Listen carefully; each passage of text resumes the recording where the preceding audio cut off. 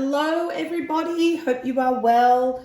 So as you can see, I'm in front of, well, if you're listening, you won't be able to see it, but if you're watching, I'm in front of a chopping board. I have some fresh sage, some lemon, some leek. I've got the butter out and some hazelnuts that I've lightly roasted. And I'm going to be making a sauce using these ingredients to go with my spinach and feta nudi. Now, this recipe is going to be going in the cookbook, and I've decided that I'm going to be doing a whole cookbook or ebook just on gnocchi, different flavors, different combinations, and then I'm going to be doing another book. I'll probably do 3, but the 2 that I've got going at the moment is the gnocchi book, and then another one is on the 1 bowl dinners, which I love. You probably, by the time of listening to this, you would have seen on my social media, my Mexi bowls, my sticky sesame chicken bowls, my lemongrass and beef noodle bowl. So I think the bowls, I'm loving them at the moment because I have one fussy child in particular, and it's just easier. It's easier to do little different things that I can put aside, not have them touching each other within the same bowl for the kids. And, because generally they'll have like the chicken or rice, but then they'll hate maybe the cooked veggies. So that's fine. So while I'm chopping the veggies, I can leave some raw, cook the rest for us. And it's a crowd pleaser, and it's in one bowl, and it's easy, and I love it. And yeah. So anyway, today I created my spinach and feta nudi. Nudi are Italian dumplings. So they're just ricotta gnocchi. So I have, in the book, we'll be going, a ricotta gnocchi, there'll be a potato gnocchi, and then different variations and flavors incorporated into them and some sauces along the way. And the whole idea around the gnocchi, I know that people are like, fuck, who has time to make that shit? Like, seriously, woman. But I'm going to do some cooking classes where we just come together, probably on like maybe Sunday afternoon. We make it, you could have some ready to go in the freezer for the week ahead. And I love that. And so we won't be making I won't encourage you to make the 500 grams of ricotta. I'll be saying like get 1 kilo. Let's just do it. We've got all the ingredients we're mixing, our hands are dirty. Let's just smash out double the quantity and freeze portions off, because there's nothing better than having things like gnocchi in the freezer that you can just literally from the freezer into a pot of salted boiling water. Of course, I'm aspirating as I get excited, and then into like a basic sauce like a Napolitana. I'm making here, a leek with sage and lemon, and look, I'm giving options here, and you can chop and change, but it's really to give you ideas and maybe read up like how certain sauces are made, and then maybe just substitute it with things that you have in the fridge or the pantry or freezer or whatnot. So that is that, and I'm so excited. So that's another gnocchi recipe done. I'm hoping to do a class the first week of June, but let's see how that all rolls out. I'll keep you all informed. Obviously subscribe to my newsletter over on my website, or you can always DM me and I can add you into the loop whenever. I'm very approachable, and I'm happy for you guys to DM me and let me know any feedback on the episodes, or have any suggestions for what you would like me to cover and all that jazz. So last night and yesterday, which you would have, I'm not sure where we're up to with a new newsletter, but I'm sure you would. I'm probably going to make it on par with this week's newsletter. My tuna pasta recipe. Oh my God. Okay, so hold up. I know some people like, fuck off, like tuna, gross. No.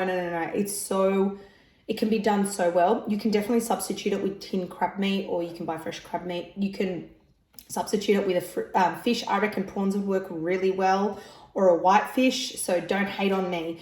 But this recipe, it's on the blog, and I will link it into the show notes or the description below and the newsletter. But so good. You can obviously leave chili out or add in.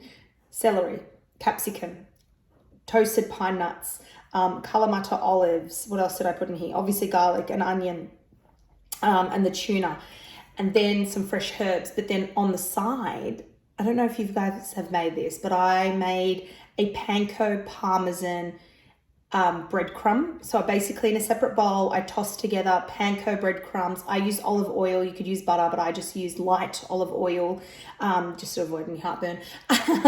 Some onion flakes, garlic powder, some chili flakes. Again, leave that if you want. And some pecorino cheese or Parmesan cheese, grated Parmesan. I toss that through with some fresh parsley, fresh thyme, and I put it on a baking tray, and I literally just put it in the oven for like 5 minutes, 5 to 7 maximum at 200 degrees fan force, tossed it and put it on top of this. Did I say that I put capers in the pasta? Well, anyway, I did as well. And then put the crumb on top of the pasta for that extra crunch. I mean, I have no words.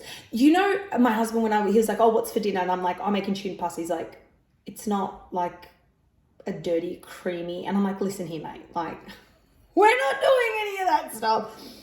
This is fresh, delicious. Again, my recipes are just here to inspire you. You can follow it to a T. You can change it if you don't like pine nuts. If you want it more spicy, you can add more. You could leave it out. It's entirely up to you. So you have to make this tuna pasta. I am obsessed. I'm having leftovers for lunch. And that's the other thing that I love about, you know, when I cook, I always forward think. I think sometimes I'm guilty of this when I forward think and I think too far in advance. It triggers my anxiety a little bit because I like to just think too far ahead and it takes away from the present moment. But when it comes to cooking, you know, and something that the family likes, your husband or yourself likes, I always make extra. And I think that started for me because I just generally am not conscious of lunch. I love to have a good breakfast. I train early in the morning, so I'm really, really hungry come breakfast time.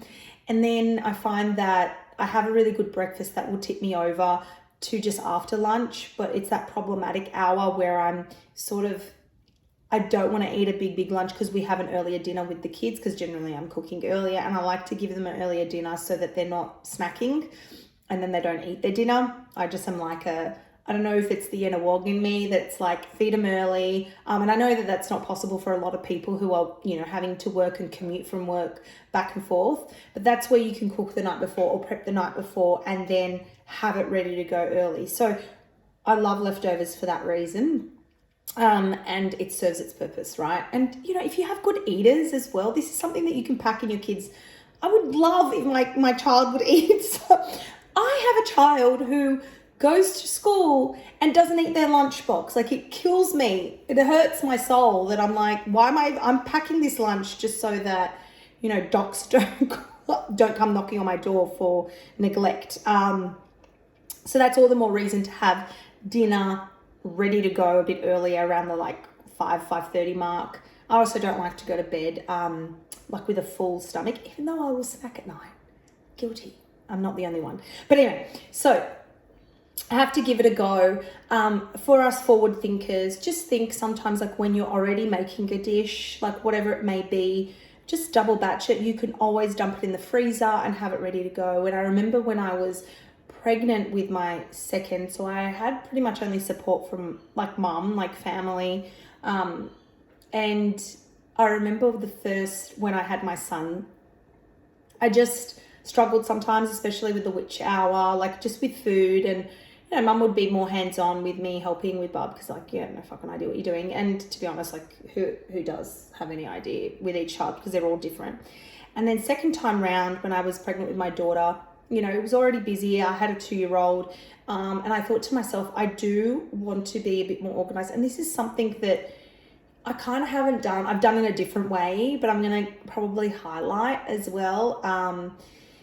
And I think the American terminology is dump bags. And originally I was like, what is a dump bag? It sounds gross, to be honest, but the concept is smart. It's about making freezer, slow cooker meals, or meals that you could put in a Ziploc bag or a container, freeze, and then on a later date, all you have to do is defrost it and put it in the slow cooker. Now, I know some people hate the slow cooker, but there's a lot of elements to it. So things that you can put in there are like stuffed capsicums, you know, with just sausage mince, some herbs. You could even add some brown rice.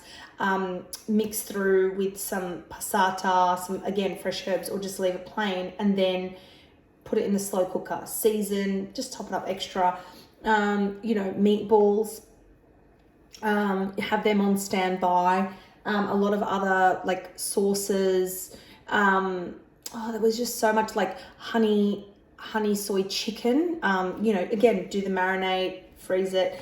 Look, some people don't like it. There was some dishes that I was like, I'm not a fan of this, but I love the concept. And at the end of the day, I think that I still preferred it over takeaway. I felt like it was just more nourishing for my body, and just, for your health and stuff, it's always better than eating out and whatnot. But so there's sort of concepts that you can apply and do. Other things that I'm finding at the moment, like there are some days that are just chaotic and I'm not recipe developing and whatnot, and I'm just trying to think of, sheet dishes. There's a Mediterranean bake tray on the blog. I've got to tweak it a little bit because I tried it a different time, so hopefully I've tweaked it by the time that you've read it. But essentially it's just chopping up potatoes, putting it on a baking tray. You could do this the night before, marinating it with some herbs, some spices, and seasoning it. And originally what I did was I baked it and added the sausage initially, but because the potatoes take a bit longer, I felt that the sausages were overcooked. So I would prefer to put it on a baking tray, put the potatoes, when the potatoes are like 3/4 cooked, put in the sausages with it, some crumbed feta, and continue baking it completely uncovered. And it's so easy and delicious, and something that you can prep the night before, or just even quickly when you get home, depending on your schedule and whatnot, and just have ready to go. You could serve it, you just eat it on its own, or make like a simple green salad. And I always say, if you want to get more salad into you and it's like you've already rushed, I think it's something that you can always prep in the fridge the night before, just chop it up. What I like to do with my salad is I'll chop it all up, your tomatoes, your cucumbers, if you have any spring onions, some fresh herbs. You don't even need fresh herbs. You could put dried oregano's, amazing. Some olives, cucumber, like tomato, capsicum, whatever you like, right? Have it all in a bowl. Do not marinate it. And sometimes I'll just make a good jar. Like I recycle all those jars, like all your olive jars, roast capsicum, like whatever, right? The glass jars, I dishwash them, I keep them, and I use them to put marinade. So I'll just put a bunch of marinade, even if it's just a balsamic olive oil, some dried herbs, a bit of garlic, a bit of my homemade minced garlic. I'll just put a little bit in there, have that jar in the fridge ready to go, just to drizzle on the salad, so that it's just time saving. So anyway, I hope I haven't overwhelmed you and stuff. But in summary, new books, gnocchi book. There'll be a 1 bowl book. It is freaking epic. I cannot wait to do some classes with you guys. I think off the bat, we're going to be doing a ricotta one and then a potato one, just to keep it plain and simple, especially for, those of us with, might not like particular flavors like your spinach and fetas. We'll do that. Go have a look at the One Tray Bake recipe online. I'll link it somewhere below. Go have a look at my tuna pasta recipe. It is so delicious. I have a fussy kid that won't eat some food and like my tuna pasta. It's insane. I can't even pick it anymore, right? It is delicious. It is a crowd pleaser.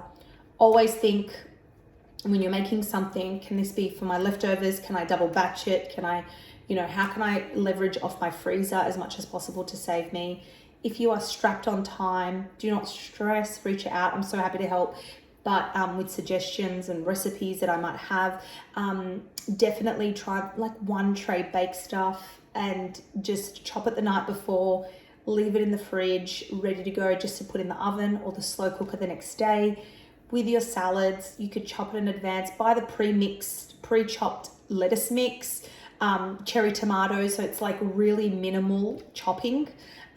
Just keep it simple. You could just even do a plain lettuce salad, and then always have a jar of homemade, marinade ready to go in the fridge. Do not buy that pre-done salad dressing stuff. It's crap. There's preservatives in it. It tastes weird and gross.